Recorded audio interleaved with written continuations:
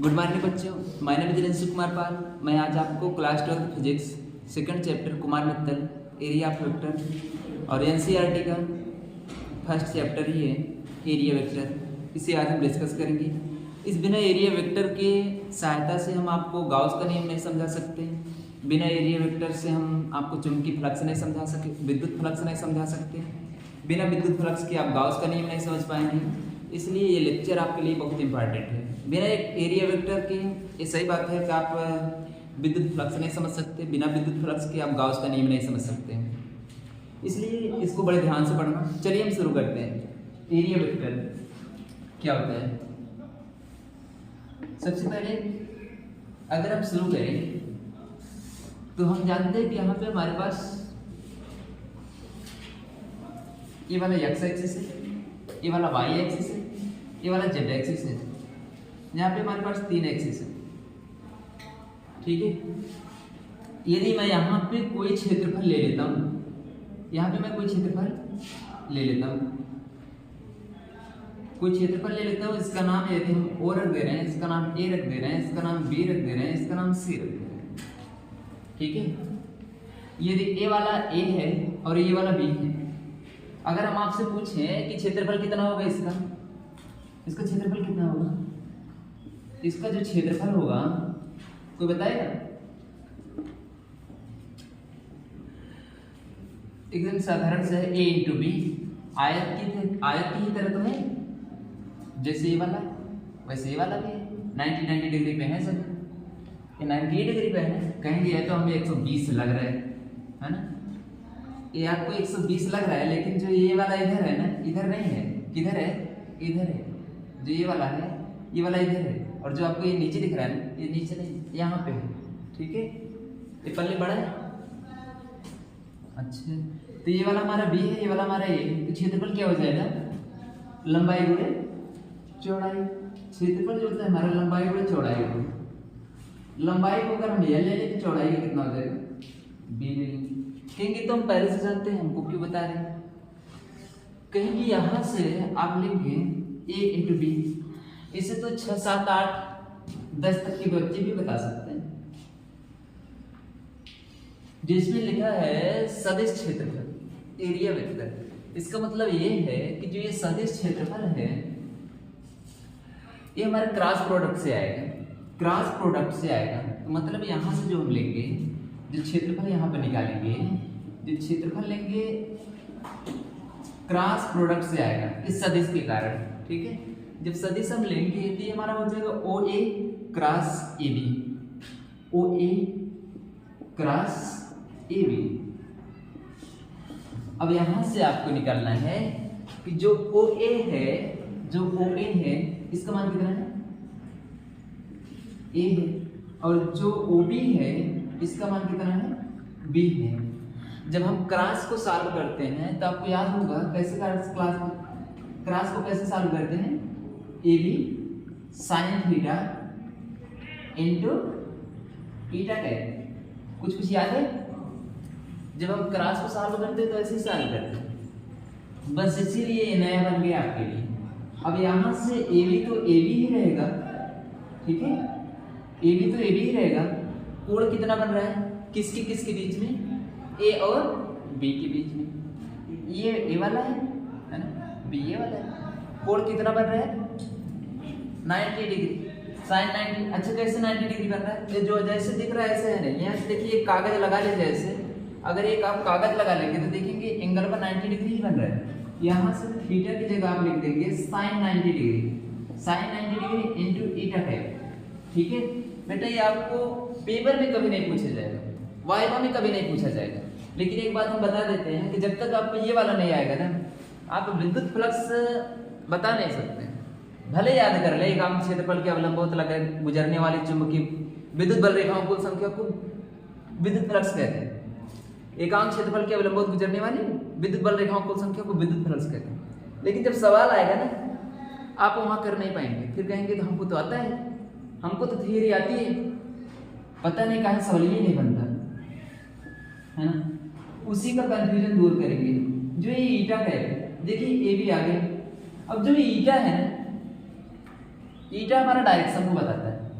जब ये सदिश क्षेत्रफल जब बोलेगा एरिया वेक्टर, एरिया पहले पढ़े होंगे अदिश राशि है, जब कहेगा सदिश क्षेत्रफल कौन सी राशि है तो हम उसको बताएंगे सदिश राशि एक सदिश वेक्टर है, सदिश क्षेत्रफल एक सदिश वेक्टर है। तो इसकी दिशा कौन सा होगा, देखेंगे इसमें दो दिशा है। अगर इसको ऐसे लेकर के आएंगे, एक ऊपर की तरफ है और एक नीचे की तरफ है, तो जब हम दोनों हो सकता है, ऊपर लेकर क्या लेते हैं प्लस जे के, है ना, ऊपर कौन होता है जे के और नीचे कौन होता है माइनस जे के, ए बी माइनस जे के, ठीक है, ए बी माइनस जे के, ठीक है। ये हमारा दो थे आपके पास एरिया आ गए। कहेंगे क्या केवल इसी का निकालते हैं, एक दो क्वेश्चन और करते हैं, फिर आपका थोड़ा से कंफ्यूजन जो है वो क्लियर हो जाएगा। अभी हम आपको डिफिनेशन लिखा देंगे, ठीक है, पहले समझ तो ले। एक दूसरा क्वेश्चन देते हैं, एक दूसरा क्वेश्चन देते हैं, ठीक इसी तरह से आप करिए। तो यदि ये वाला हमारा y है, ये वाला हमारा x है, ठीक है, और ये वाला हमारा z है। अगर हम यहां से लेते हैं एक वृत्ताकार, इसकी रेडियस स्मॉल आर है, तब बताइए इसका क्षेत्रफल कितना आएगा, क्योंकि क्षेत्रफल सवाल हर एक तरह के आ जाएंगे आपके पास।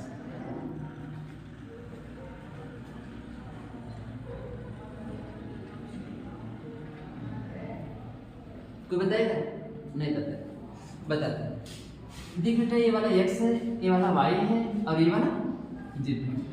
ये वाला हमारा, इसको I कहेंगे, इसको J कहेंगे, इसको K कहेंगे, ठीक है, सब पे कैप लगा लीजिए। तो वृत्त का क्षेत्रफल जो होता है, वृत्त का जो क्षेत्रफल होता है, वीडियो आने की नहीं है, वृत्त का जो क्षेत्रफल है कितना है पाई आर स्क्वायर, वृत्त का क्षेत्रफल पाई आर स्क्वायर है। लेकिन इसकी जो दिशा होगी ना, अब देखिए ये किस में पड़ रहा है, किस में पड़ रहा है, आई में पड़ रहा है और के में पड़ रहा है, इसी दो में पड़ रहा है। यदि यहाँ पे बनता तो किस में बनता है, आई और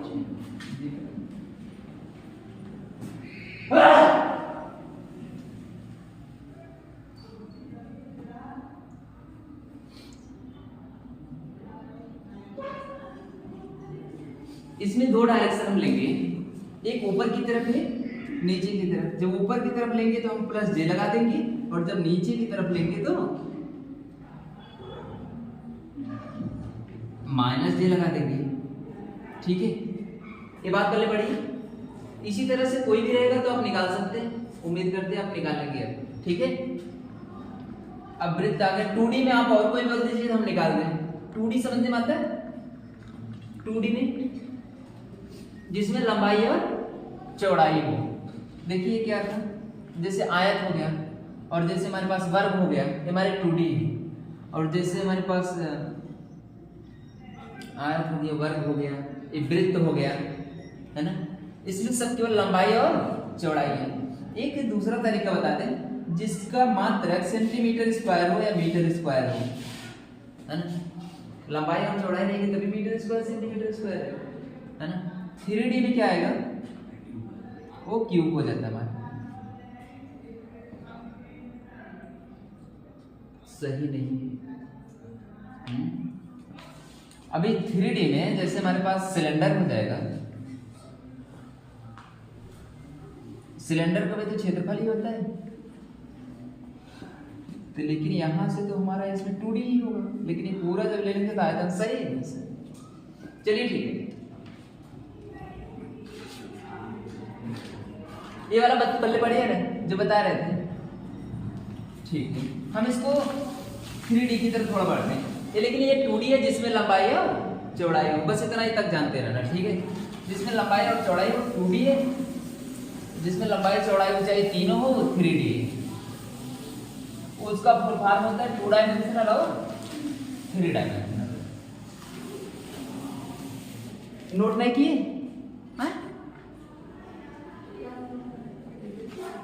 अरे भाई ये कैसे फिर समझेंगे आप, कुछ दिनों बाद सब तो गायब हो जाएगा।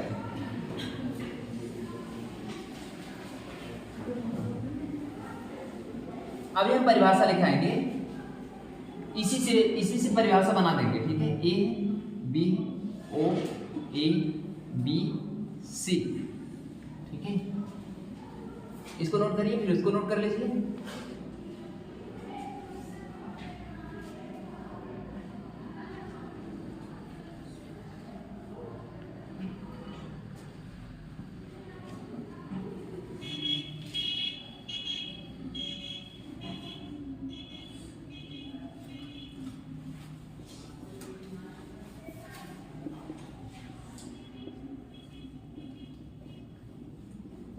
माइनस जे कैप। ठीक है, जल्दी नोट करें, वीडियो में पॉज करते हैं।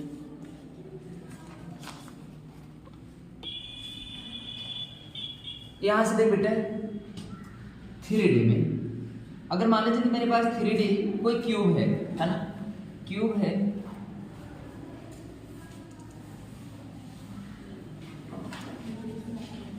ये देखेंगे 3D में एक क्यूब है। क्यूब बोले तो कोई पासा है, पासा बोले तो वो लूडो है जिससे हम लोग गुट्टी खेलते हैं, है ना। यहां से देखिए ऊपर वाले फलक को देखिए, ऊपर वाले फलक का एरिया वेक्टर, ऊपर वाले फलक का एरिया वेक्टर किधर होगा? ऊपर वाले फलक का एरिया वेक्टर, बस समझा रहे हैं, बस आपको दिशा देखना है। ठीक है,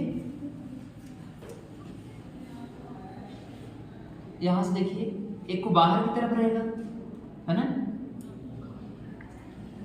बाहर की तरफ, है ना, एरिया वेक्टर। अच्छा, उसमें तो बताया नहीं किस डायरेक्शन में जा रहा है ना, 2D में नहीं बताया ना किस डायरेक्शन में जा रहा है। जैसे डायरेक्शन जे वाला किधर था, हम लिए किधर थे, यहां से देखिए ये ऐसे ही था, यहां से दिशा, है ना। एरिया तो निकालने के लिए निकाल ही लेंगे, इस वाले फलक का कितना होगा? ए भी होगा, है ना, ए भी होगा,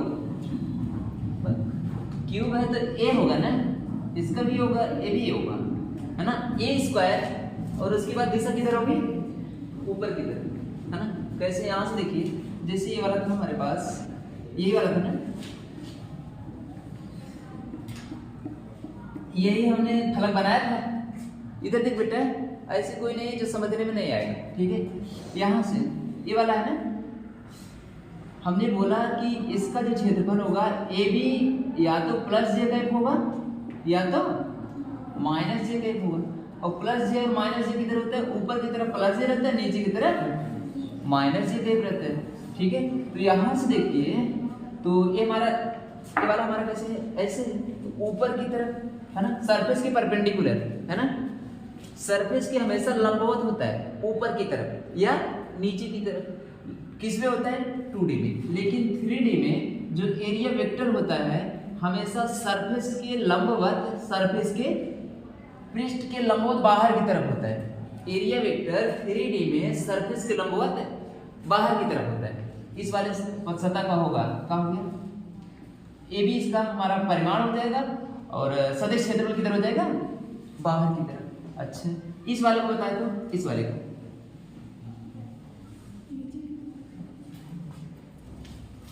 ये होगा नीचे की तरफ। ठीक है, सदिश क्षेत्रफल किधर हो जाएगा? नीचे की तरफ। ठीक है, अगर हम पूछें कि इस वाले का किधर होगा, इस वाले फलक का एरिया तो निकाल लेंगे ना, सदिश क्षेत्रफल किधर होगा? बाहर की तरफ। ठीक है, अगर इस वाले क्षेत्रफल को पूछेंगे तो इस वाले क्षेत्रफल को निकालेंगे तो इधर बाहर की तरफ आ जाएगा, है ना।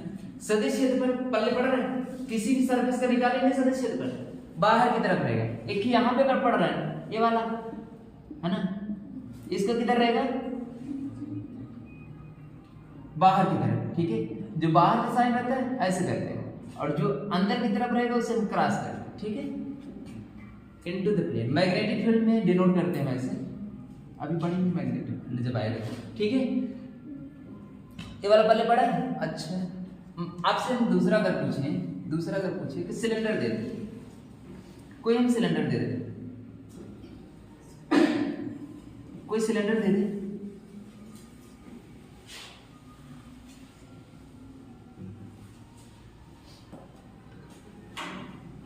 इस वाले फलक का एरिया वेक्टर बताएं। इस वाले फलक का एरिया वेक्टर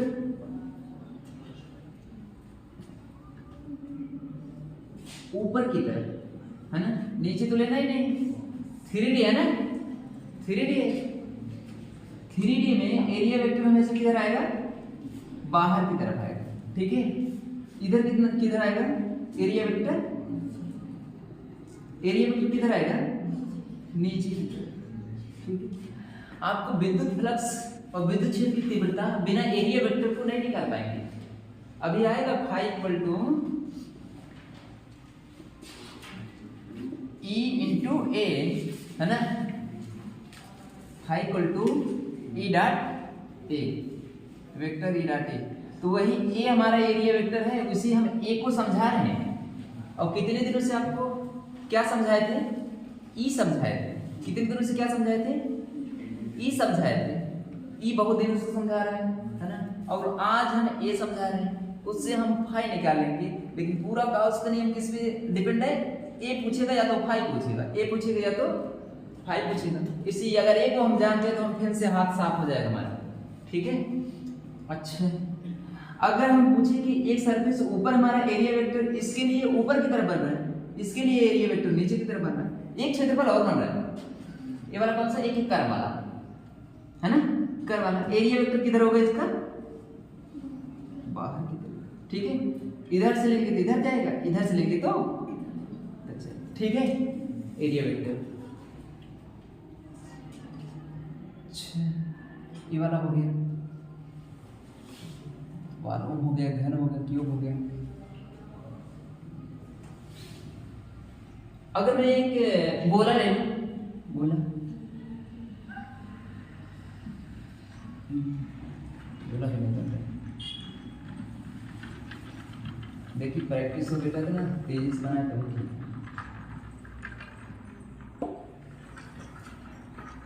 अब इसमें बताएं एरिया वेक्टर किस डायरेक्शन में होगा,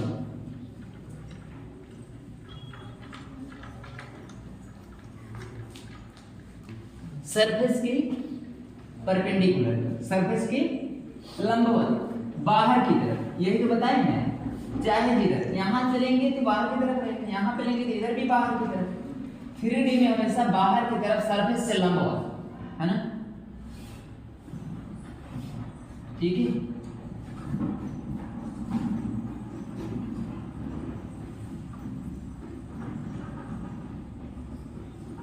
ये क्या है, ए है ना, और ए आपसे पता चला सदिश क्षेत्रफल है। सदिश क्षेत्रफल कौन सी राशि है, सदिश राशि है। और ये वाला जो इतना है इसका, ये वाला परिमाण दिखाता है, ये वाला जो नोक है उसकी दिशा बताता है। ये हमारा क्या हो जाएगा, वेक्टर। और सदिश क्षेत्रफल एक सदिश राशि, ठीक है। इस वाले का हो गया, ये वाला हो गया, ये वाला हो गया, ये वाला हो गया, सिलेंडर हो गया, ठीक है। इससे ज्यादा आपके सिलेबस में न तो कुछ मिलेगा, न तो आपको कुछ जानने की जरूरत है। अब थोड़ा सा आप लिख लीजिए सदिश क्षेत्रफल कहते किसे,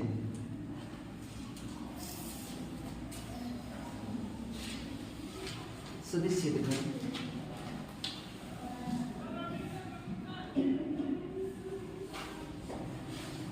लिखेंगे ऐसा क्षेत्रफल, ऐसा क्षेत्रफल जो 2D में, ऐसा क्षेत्रफल जो 2D में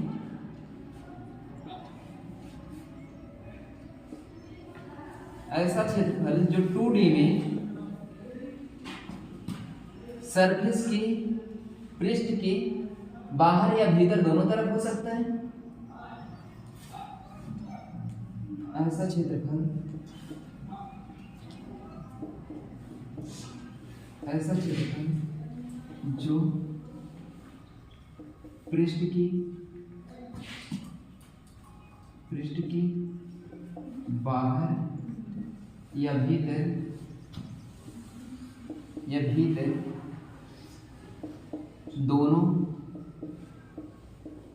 तरफ हो सकता है, यहाँ लिखने में कोष्टक में 2D भी, ठीक है बेटा। सेंटेंस हमारा आगे पीछे हो गया, ठीक है, जो हम आपको बोले वो नहीं लिख पाए। ऐसा क्षेत्रफल जो पृष्ठ के बाहर या भीतर की तरफ दोनों हो सकता है 2 डायमेंशनल में, तथा 3 डायमेंशनल में तथा 3D में हमेशा हमेशा पृष्ठ, ये पृष्ठ है पृष्ठ है, इसको थोड़ा बताया था, ये पृष्ठ है कि पृष्ठ है? ये पृष्ठ है, हमको तो पृष्ठ लग रहा है, पृष्ठ है ना। अच्छा ये पृष्ठ, ये पृष्ठ है, चलो ठीक है, पृष्ठ ऐसे रहेगा। चलिए 3D में हमेशा पृष्ठ के बाहर की दिशा में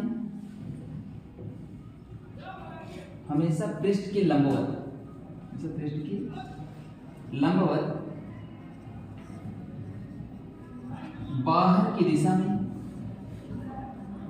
बाहर की दिशा में, बाहर की दिशा में होता है। अच्छा दिख नहीं रहा होगा ना,